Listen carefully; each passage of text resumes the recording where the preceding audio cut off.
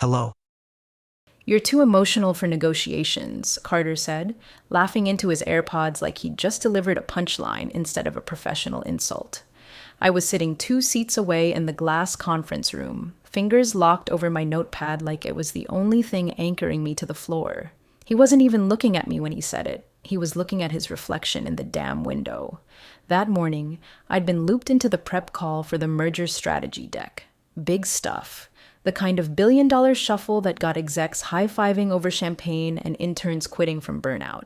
I wasn't there to lead, of course not. I was there to observe, which is Carter speak for don't speak unless I call on you like a child at a spelling bee. Still, I'd done my homework, read every clause, checked every cross-reference. I brought up one, just one, concern about omitted disclosures that could flag an SEC trigger. Carter leaned back, stretched, and did that slow clapping thing he thinks is charming. Wow, our very own rules officer. You ever think maybe if you spent less time hugging the compliance manual, we'd actually close the deal before we're all collecting Social Security? People chuckled, even Jay from product. And Jay owes me. I pulled his ass out of a licensing mess in Q1. I didn't flinch, didn't blink. I just reached into my pocket, opened voice notes, and hit record. I'd started doing that a while ago, not out of paranoia, just habit. When you're constantly told you're too cautious, too quiet, too emotional, eventually you realize the only thing that talks louder than them is proof. I know most of you just drop in and listen without subscribing. But if you're even slightly curious how this ends, or if you've ever watched someone dig their own professional grave while holding a golden shovel, hit that like button and subscribe. It really helps the team keep these stories coming. Carter pivoted fast. He always did. Started talking about aggressive positioning and how regulatory drag was just fear in a suit. I stopped taking notes. Not out of spite. I already had what I needed. When I stepped out of the room, no one said a word to me. Not good job, not thanks for the note. Just the shuffle of overpriced loafers on tile and the fading sound of Carter's voice, still riding high on his own ego. I passed by the glass and caught my own reflection. Buttoned up, hair pinned, face unreadable, and I realized something that chilled me in a calm, inevitable kind of way. Carter didn't even know he'd handed me the match. He thought this was his game. That I was the quiet compliance girl who'd tap a few boxes and back down when things got political. But he didn't know what I'd already filed, what I'd already labeled, what folder on what secure cloud already bore the label "Hold for external review." That moment in the conference room wasn't the beginning of a warning, it was the beginning of a record. The silence didn't start loud. It started like a trickle, just a couple meetings that disappeared from my calendar. At first, I assumed someone forgot to include me, or maybe they looped the wrong email alias. By day 3, the trickle became a drought. My outlook was a barren desert, the kind of empty where you could hear the echo of your own importance dying in real time. Carter didn't say anything directly. He never does. He just let the weight of omission do the work. I walked into the Tuesday strategy sink like usual. Badge scanned green, nobody batted an eye. But when I opened the agenda doc, my name wasn't listed under any talking points, not even compliance. My section was blank. The air in the room changed when I sat down, like I'd walked in with toilet paper on my shoe or a subpoena in my purse. I stayed through the first 2 slides, then quietly closed my laptop and left. No one stopped me. No one noticed. HR summoned me the next morning. Not even the real HR rep, just some kid named Lyle with a half-ironed shirt and a script in his hands. Quinn, leadership thought it might be a better use of your skill set if we shifted your focus more internally. QA compliance reviews, versioning consistency, back-end audit support, the foundational stuff. I smiled so politely, I think I gave myself a migraine. They handed me a 3-line task sheet with no access to the merger folder. No client calls, no exec updates, just log scrubbing. They'd effectively boxed me in with a plant and a printer. That Friday, during the all hands, Carter made his move official. He was walking through a flashy presentation, big graphics, lots of motion blur, pure startup theater, and dropped this little landmine right after a slide about clearing internal hurdles. Of course, some folks still want us to pause and ask for permission every time we sharpen a pencil. But hey, some people just feel things more deeply than others, right? Laughter. Not huge, but enough. Enough that I locked eyes with someone across the room, a junior analyst who used to bring me coffee when we both worked the floor. She looked away. I didn't flinch. I took a slow sip of my tea, clicked open a fresh doc, and titled it plainly, Stratwell Escalation Backup. No flourish, no vengeance, just record keeping. I spent the next 2 weeks doing my reassigned job to perfection, quietly, invisibly. But behind the scenes, I was backing up everything, thread by thread, timestamp by timestamp, server logs, internal memos, version discrepancies between signed approval docs and the red lines they replaced. I even flagged calendar inconsistencies, meetings that were held off books but referenced in later summaries. The little things, the breadcrumbs, they thought they'd buried me in a box. But boxes are easy to catalog, easy to inventory, easy to keep airtight. It started with a missing signature, not even one that mattered, at least not to anyone else. A vendor doc marked as approved by Finance plus Compliance, but when I opened the approval log, my sign-off wasn't there. Not just unsigned, deleted, replaced.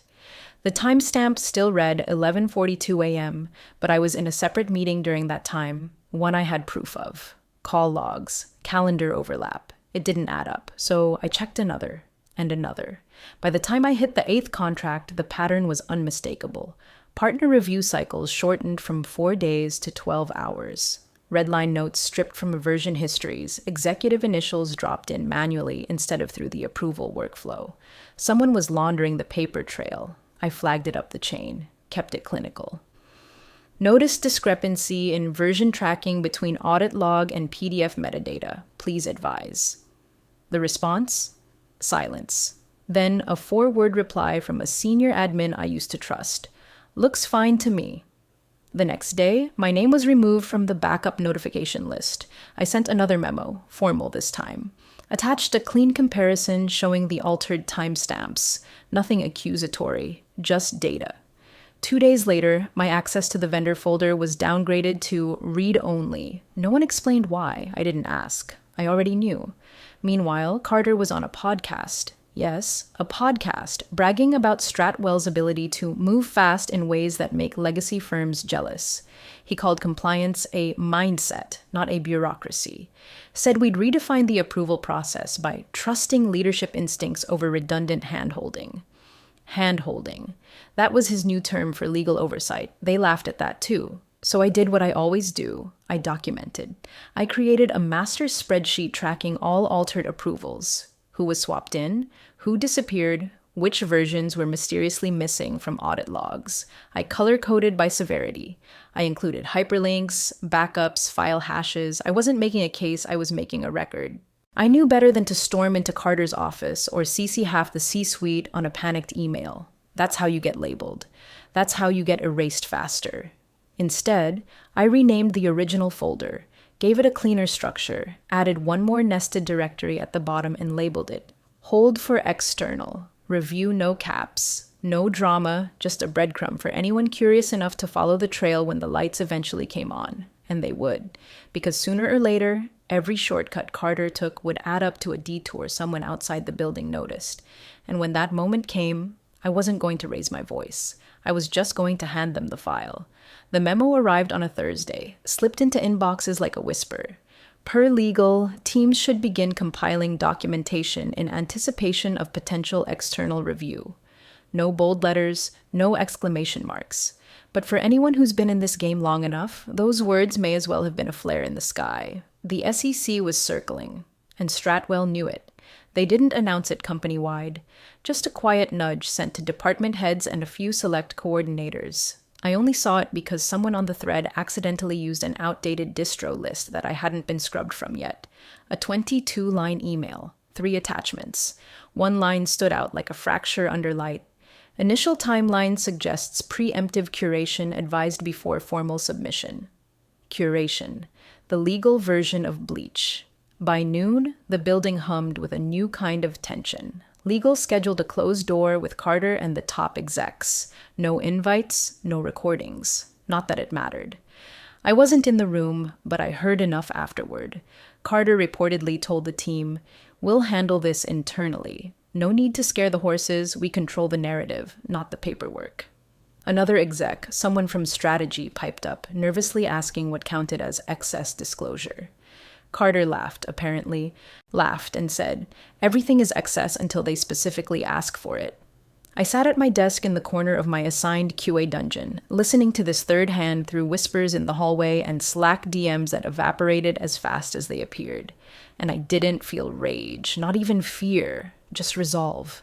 Cold, calm, certain. They were going to sanitize the archive, strip it, polish it, package it up like a timeshare pitch.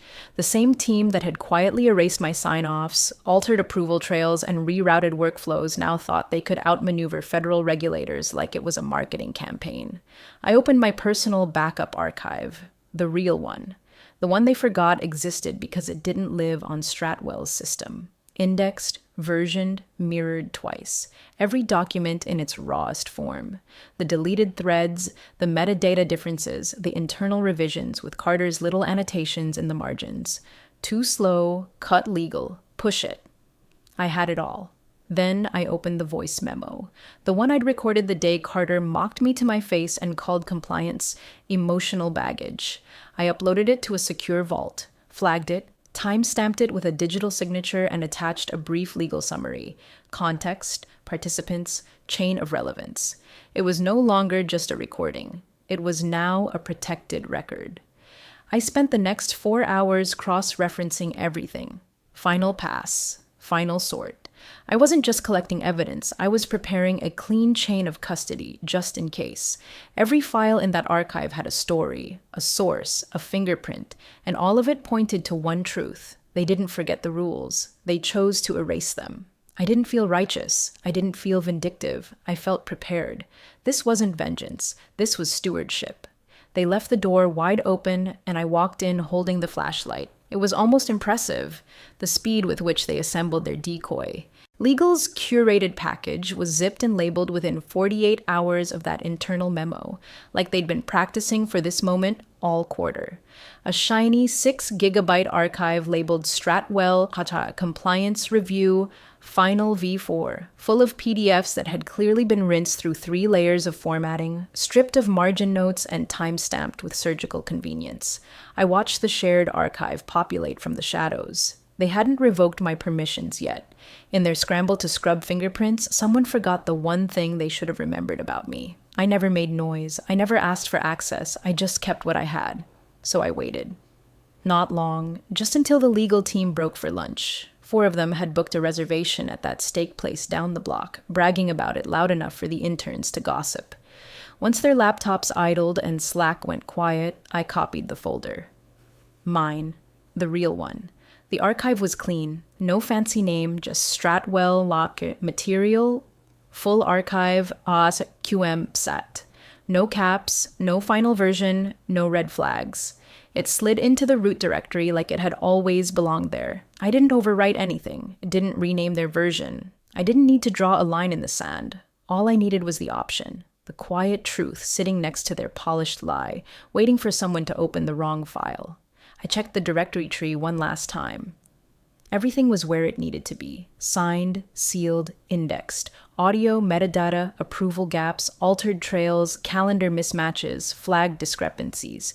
Each one named and dated, like chapters in a book no one wanted to admit they wrote. I didn't announce it, didn't drop a hint in Slack, didn't accidentally reply all with a smug attachment. That's the mistake they all make, thinking retaliation has to be loud. I just clicked out. Logged off, closed the lid on my laptop, and folded my hands like I'd finished a crossword puzzle. They still thought they were playing chess, but I was done moving pieces. I'd already placed the king in check. Now all I had to do was wait for someone to open the wrong file. 3 days later, just before 10 a.m., the request hit Stratwell's inbox like a silent torpedo. No phone call, no fanfare, just a formal email from the Regulatory Oversight Branch with a short subject line. Request for documentation. Stratwell Systems pre-merger compliance materials. Polite, surgical, final. The internal scramble began instantly. Legal convened an emergency Zoom, everyone trying to sound calmer than they were. Carter was already CC'd on the chain, but he didn't reply. That was his move when things got real. Let the underlings absorb the blast while he hid behind a calendar marked back to back. The team confirmed they'd already uploaded the archive days prior. Multiple copies existed. They were just waiting for confirmation on which one had been sent.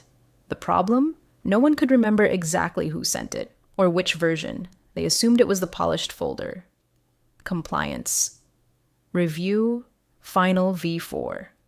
But when a junior counsel ran a checksum check during the routine audit, bless her compulsively responsible heart, she noticed a mismatch. 2 files with similar names, both uploaded within minutes of each other, one nearly double the size, and neither labeled obviously enough to raise suspicion, except to someone who lived in metadata. She clicked the larger one, opened it, scrolled past the index documents, saw the flagged sections, the approval deltas, the audio file embedded under a collapsible note titled Initial Strategic Prep Call, CEO Remarks, Maunibaizu 04 9 am.wav. She pressed play. Carter's voice filled the room, smug and unfiltered, projected from a muted MacBook across a war room table. Compliance is emotional baggage. We'll disclose what we want. If they want a paper trail, we'll give them a novel, with the last chapter missing. The room froze. One lawyer dropped her pen. Another mouthed, "What the f—" But no sound came out. Panic hit like a glass of ice water down the spine. This wasn't just a quote taken out of context. It was damning, recorded, time-stamped, preserved in the same file they'd blindly handed over to the regulators. Calls started flying. Legal to legal, legal to comms, comms to Carter. Nobody could get him. Carter was off-grid, allegedly at a private summit, which was code for ducking heat in some villa with no Wi-Fi and too many assistant NDAs. And me? I was on PTO. No email, no Slack. I'd put my out-of-office message up the night before. Taking a few quiet days, back soon. No emojis, no breadcrumbs, just quiet. I sat by the window of a borrowed lake house, tea in hand, watching the leaves shift in the breeze. My phone buzzed with an internal alert from the document archive. Not an access request, just a notification that my folder had been opened. Twice, then copied, then flagged. I didn't open it. I didn't need to. Back at HQ, the damage was already bleeding through the walls. They weren't asking if the regulators had seen it. They were asking how much they'd listened to. And Carter? He hadn't spoken a word since. The first headline dropped on a Sunday night, buried between sports recaps and weather alerts. Some intern at a regulatory watchdog blog posted a leak, just a snippet from the call. Compliance is emotional baggage. It wasn't sourced, no context, just the quote hanging there like a noose in a conference room. Most people scrolled past it, but not investors, not people with money tied to names like Stratwell. By Monday morning, it had spread. 3 more outlets picked it up. Then, a financial ethics newsletter ran the quote alongside a breakdown of recent merger filings. By noon, "We'll disclose what we want" was trending on LinkedIn. Framed in all caps like it had come from a villain's deposition, Stratwell's share price hiccuped, then dipped. Not a crash, yet, but enough to make the executive Slack threads combust into silence. The official line from Stratwell was swift and useless. "We take regulatory transparency seriously." No one bought it. Not when every outlet was now dissecting Carter's every word, rewatching his conference footage, clipping past interviews where he'd called governance the enemy of velocity. He was supposed to appear at a fintech summit that Tuesday. Panel moderator, keynote slot, live Q&A with media afterward. Instead, his assistant posted a tweet that read, "Due to an urgent family matter, Mr. Welling will not be attending this week's summit. We appreciate your understanding." No one understood. And then came the real break. A senior partner from Hallgrave, the acquiring firm, quietly withdrew from the merger task force. Not a dramatic statement, just a removal of name, email, access, like he'd ghosted the whole deal. Within hours, a temporary pause notice hit Stratwell's press page. They didn't even try to spin it. Back at my lake house, I watched it all unfold in real time. My inbox had gone from empty to radioactive. Everyone was forwarding the same 2 screenshots. Carter's quote in a legal newsletter and a headline from an investor blog that read, "Who let this happen?" I didn't respond. Not to the pings, not to the missed calls, not to the person from procurement who suddenly remembered I existed and wanted to touch base on a few lingering compliance questions. Then the email came. No greeting, just a forwarded string from someone in legal, one of the quiet ones who used to eat lunch outside and never joined the ego circle. Subject line, FWD archive file, Stratwell Natch material, full archive, QM PS beneath it, a single line. Was this yours? I stared at the screen for a long time, then closed the laptop without typing a word. They were finally asking the right question. Too late. By Wednesday, Stratwell had a new interim CEO, someone from the board who'd been silent for years, a finance ghost with just enough credibility to keep the ship from listing sideways into a full collapse. Carter's name vanished from the org chart overnight. No farewell post, no staged handshake, just gone. Like he'd never existed, except for the trail of scorched policy and audio quotes now preserved in every compliance training manual from here to DC. Inside the company, the mood swung from denial to damage control. Legal updated their templates. Marketing purged every quote Carter had ever posted on the website. Someone took down the glass mural in the atrium, his favorite leadership mantra etched in frosted Helvetica. Speed is authority. In the middle of all that cleanup, I got the email. Not from the board, not from HR, just a quiet note from someone I used to share coffee breaks with before she got promoted to general counsel. Subject, bridge building. Hey Quinn, they're assembling a restructuring team. The board asked if you'd be willing to come in, help clean up the framework, rebuild the oversight model. You know it better than anyone. Let me know. I sat with it for a while, read it 3 times, then replied with 2 lines. Appreciate it, but I've already accepted a position with the Federal Oversight Branch. Start dates next week. No exclamation marks, no elaboration, just truth. 2 hours later, a Slack screenshot leaked into one of the private company threads. A side channel someone forgot to shut down. The message had no sender name, but I recognized the tone. Probably someone in legal, someone tired of swallowing their tongue. It read, "The real asset was the guy they benched." No one disputed it. That night, I opened my vault for the last time, scanned through the archive. Every file, every log, every thread that had once carried weight now felt like paper after a storm. Damp, wrinkled, done. Then I clicked on the original recording. The call. The voice, the laugh. I hovered for a moment. Delete. No backup. No copy. No flare. I didn't need it anymore. This was never about the flame. It was about the switch.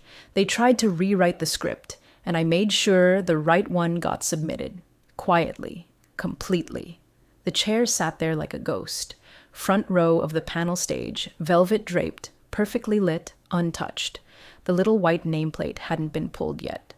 Carter Welling, former CEO, Stratwell Systems. Former was handwritten in Sharpie, added last minute like someone hoped the title might still change before the cameras rolled. It didn't. The moderator fumbled through her opening, smiled too wide. We were expecting a keynote from Mr. Welling, but due to ongoing regulatory reviews, he will not be joining us today.